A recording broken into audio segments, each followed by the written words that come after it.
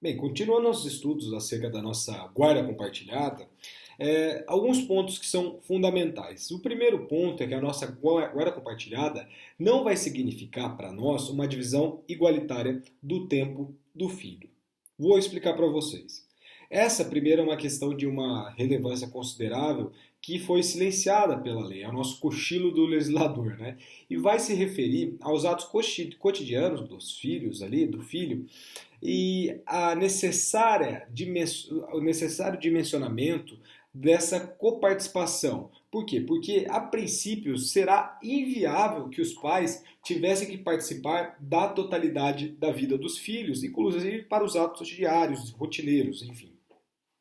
Então, por isso e para isso, é preciso que o poder das decisões relativas ao nosso dia a dia dessa criança seja exercido tomando com base a companhia ou o tempo de permanência desse responsável, tendo o outro, obviamente, que concordar com essas escolhas que atendam. Lembre-se, sempre guiado pelo nosso melhor interesse desse filho, que é uma diretriz que é fundamental a ser seguida. E vale frisar aqui, convém a gente ressaltar, que a nossa guarda compartilhada não vai implicar necessariamente uma convivência familiar livre. Então, a organização do cotidiano dos filhos ou fixação das visitas, para utilizar, por exemplo, alguns termos que a gente está mais acostumado, ou seja, essa questão da visitação das visitas, possui uma relevância gigantesca aqui. Por quê? Porque a gente tem que evitar abusos no exercício da autoridade parental e no que tange essa organização, a Lei 13.058 de 2014 vai trazer uma nova redação do parágrafo 3º do artigo 1584, que vai facultar o juiz basear-se ali em um estudo técnico profissional para se orientar quanto à convivência entre os pais com visitas a uma divisão equilibrada dos filhos. E aqui a gente vai notar que a lei não diz igualitária. Por quê? Porque a arquitetura da rotina dos menores deverá seguir os seus interesses e não uma divisão matemática de 50% para cada um dos pais. Mas, não obstante,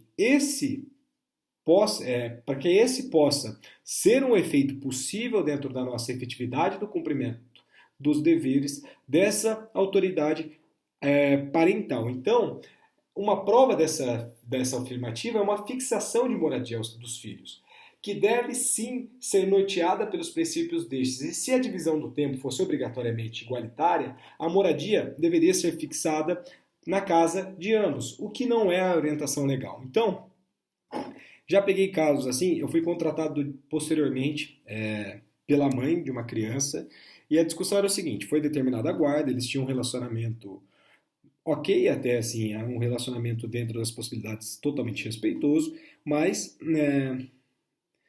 não sei se é incentivo também do advogado, da advogada da outra parte, enfim, de não conseguir interpretar novamente essa questão da guarda compartilhada, porque na realidade, o que acontecia na prática?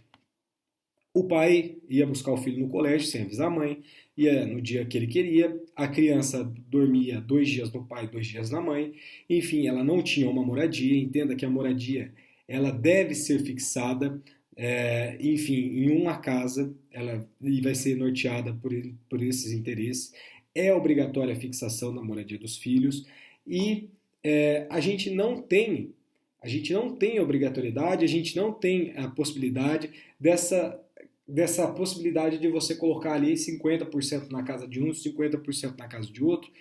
Óbvio, se adequar ao melhor interesse da criança, etc., outra coisa, mas imagina, o pai vai lá, pega a criança na hora que quer, leva a criança na hora que entende que é adequada, não tem limite, enfim, não tem nada, não presta nenhuma informação, então assim, não é isso que a nossa legislação quer. A nossa legislação, guiada pelo melhor interesse da criança, é verificar qual que é a melhor rotina para essa criança e aparentemente é meio lógico que a melhor rotina não é dormir na casa de um dia e na casa de outro dia, tá?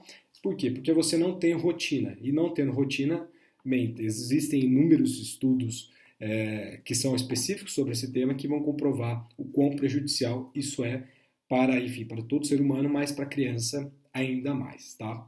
Esse ser humano em desenvolvimento. A nossa guarda compartilhada, e o nosso segundo ponto que eu preciso ressaltar para vocês, não vai significar uma convivência familiar livre.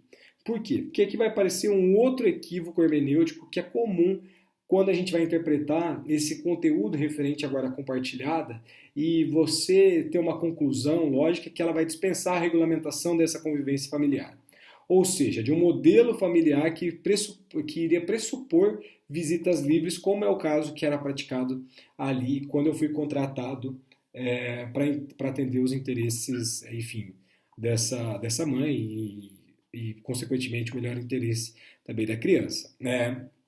Então, aparece para nós inúmeras vezes na prática uma questão de uma desorganização de questões relativas a visitas. Então, na maioria das vezes, se torna imprescindível uma organização desse cotidiano desses filhos, estabelecendo, por exemplo, os dias de convivência para cada um dos pais, a fim de se evitar uma total desordem, tal que as crianças sejam as maiores prejudicadas e não saibam para onde devam ir a cada dia.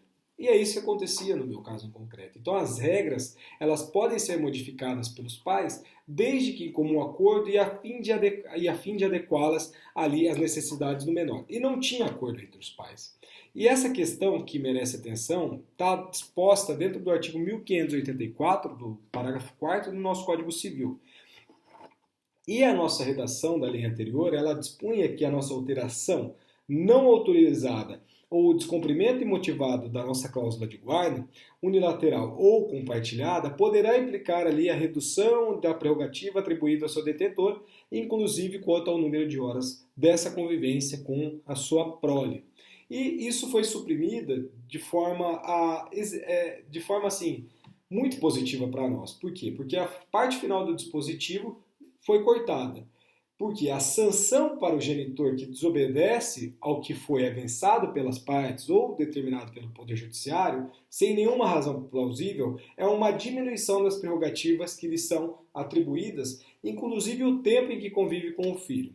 Então, em última instância, o que a gente tem que ter é que trata-se de um raciocínio que visa punir esse genitor sem cogitar se esta é a medida que melhor condiz com os interesses dos filhos, do filho, etc. Então, a rigor, o que a gente tem, tanto para a nossa fixação de guarda, quanto para todas essas modificações posteriores, elas devem ocorrer em benefício dos filhos menores de idade, tendo em vista que esses filhos menores de idade possuem uma tutela privilegiada tanto pela Constituição Federal, nosso ECA, em razão dessa vulnerabilidade inerente à sua própria idade. Tá? Então, diante de todas essas questões, a gente verifica um maior mérito na nossa Lei 13.058 de 2014 e antes dela a nossa Lei de 2008, que disciplina no Brasil a nossa guarda compartilhada e chama a atenção para a sociedade uma evidência, que é essa intransferível, essa conjunta responsabilidade dos pais, sejam eles separados, divorciados ou solteiros, para uma convivência e a formação dessa personalidade dos filhos se desenvolva de forma conjunta. Então vai se tratar de uma mudança valorativa profunda que vai importar uma reconstrução desse tratamento teórico reservado à disciplina jurídica da nossa filiação, na medida em que, a fim de dar uma efetividade ao nosso princípio do melhor interesse da criança, busca ressignificar o conteúdo dessas relações parentais. E a nossa guarda compartilhada, e agora entendida também como a corresponsabilidade parental, ela vai pressupor a prática de atos conjuntos a bem dos filhos, ou seja, principalmente aqueles mais relevantes e de maior impacto nas suas vidas. Então, quando isso não for possível, a gente vai transferir para o juiz a decisão, como eu falei para vocês. Por exemplo, questões fundamentais, onde esse filho vai estudar, qual a escola que esse filho vai estudar. Então, se não chegar no consenso, a gente vai ter que submeter ao Poder Judiciário e a doutrina vai tentar auxiliar o magistrado, a magistrada, a encontrar alguns critérios ali um pouco objetivos para verificar o melhor interesse da criança nesse tipo de caso. Por quê? Porque Se a gente não tiver critérios objetivos, a gente vai estar tratando de valores e valores em jogo, e esses valores em jogo são critérios subjetivos próprios da vida de cada julgador. Então, a maior judicialização dos conflitos de família ela está ocorrendo, ela fatavelmente vai aumentar. Por quê? Por causa do nosso parágrafo único do artigo 1631 e a nossa utilização da mediação, isso seja pela resolução 125 de 2010, seja pela nossa lei 13.140 de 2015, pode ser sim um instrumento fundamental para ajudar os próprios pais a encontrarem a melhor solução dos filhos, porque quando a gente está tratando de relação familiar, principalmente na questão de guarda, alimento dos filhos, a gente está tratando de uma relação continuada.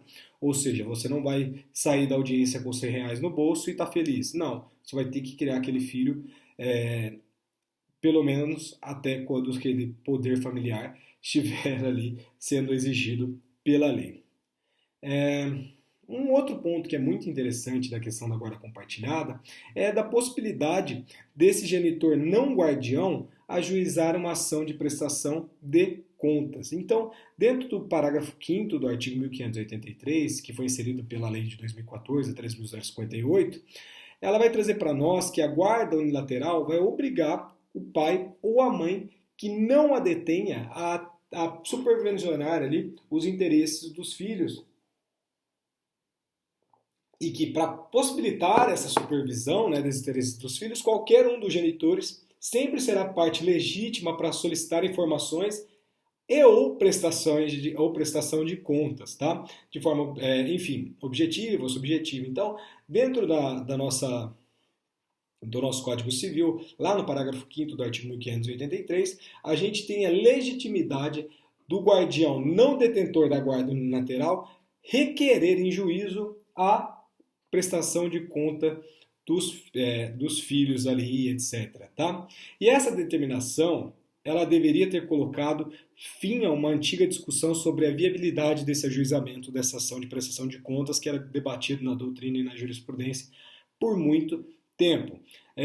A fim de, por exemplo, se averiguar a correta dispenso, enfim, dos alimentos, dessa pensão alimentícia, enfim, com o seu real destinatário, tem muitas questões nesse sentido, e suscitava-se esse problema de legitimidade ativa na medida em que apenas o filho seria a parte legítima ali para pleitear essa ação de alimentos, essa prestação de contas, e que com o provimento jurisdicional, obviamente, não seria útil e fácil da irrepetibilidade dos alimentos.